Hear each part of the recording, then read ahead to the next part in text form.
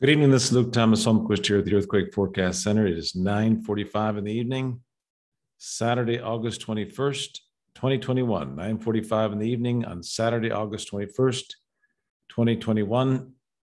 And we still have that warning for the San Francisco area. Let's go over to that right now. First of all, we had a 6.8. Originally was posted as a 7.1. Down here in the Sandwich Islands, south of Sandwich Islands, southeast of Argentina, right there, 6.8. Also in the California area, today our warning is San Francisco to Coalinga. And right between those two areas, we got this 3.3. Of course, not as large as we thought it was going to be, but we still expect a strong earthquake. A 5.7 earthquake is still possible. See, there's two peaks here, one on the 21st, and that one produced this 3.3 you see here. However, the total risk here is much higher in the San Francisco to Reno area and to Coalinga as well for a much stronger earthquake. And I still think a 5.7 is not out of the question, especially on this spike in risk, which is tomorrow, August 22nd. So we are going to get back to that, but still the warning remains for San Francisco area. 5.7 earthquake is possible in San Francisco to Coalinga and including the area southeast of Reno here, close to Reno as well. This area right here, southeast of Carson City and South Lake Tahoe could have that quake that we're expecting too. We'll get to that in a minute. Start out with the Alaska forecast. A 5.1 earthquake is likely on August 23rd in the Anchorage area. And a 5.8 is likely on August 25th at about 4 o'clock in the morning on August 25th in and around the Anchorage area, most likely at about 4 o'clock in the morning on August 25th. Strong earthquake in the Anchorage area.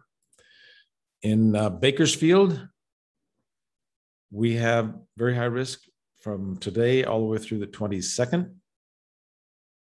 Expecting a strong earthquake in San Francisco, Coalinga to Reno area during the next 36 hours or so. Coalinga, we have this spike in risk on the 21st and 22nd. And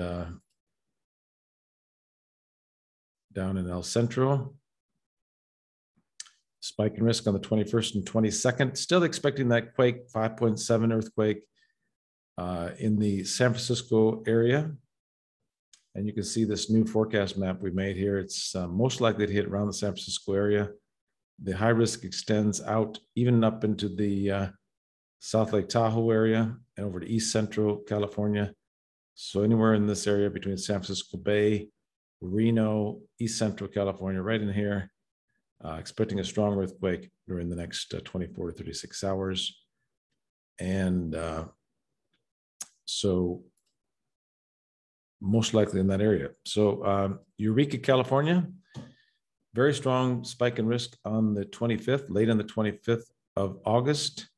A 5.0 is possible at that time in Northwest California near Eureka. In Hawaii, a 3.1 is possible on August 23rd. Los Angeles, a spike in risk here on the 21st was picking up that earthquake risk up in San Francisco.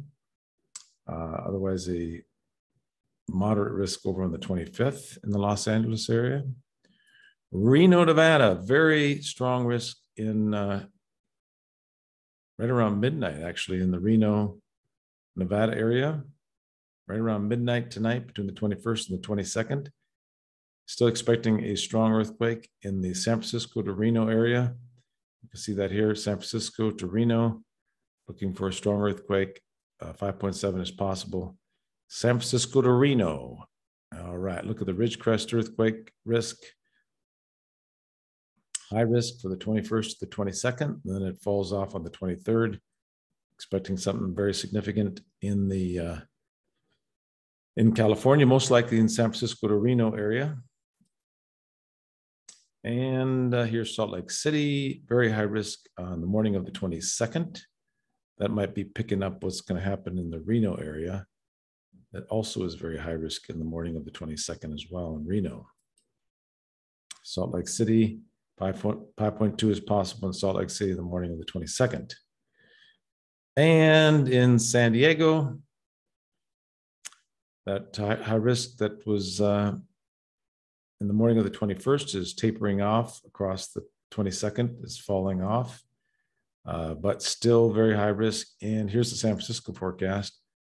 Very high risk.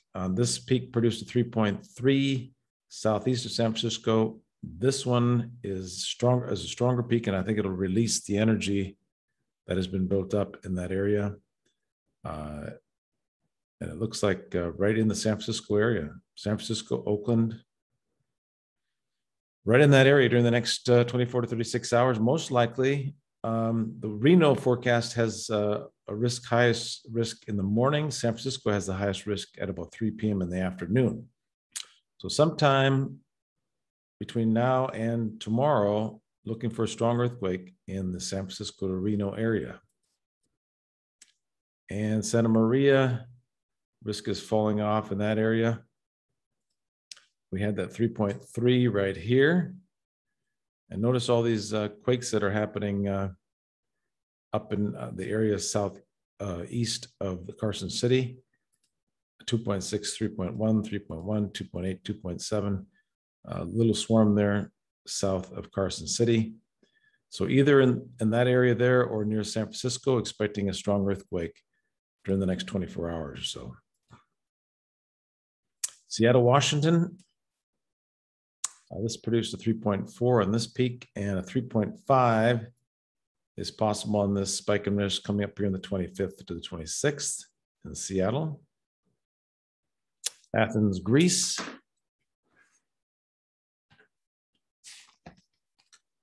.0 is possible on August 23rd.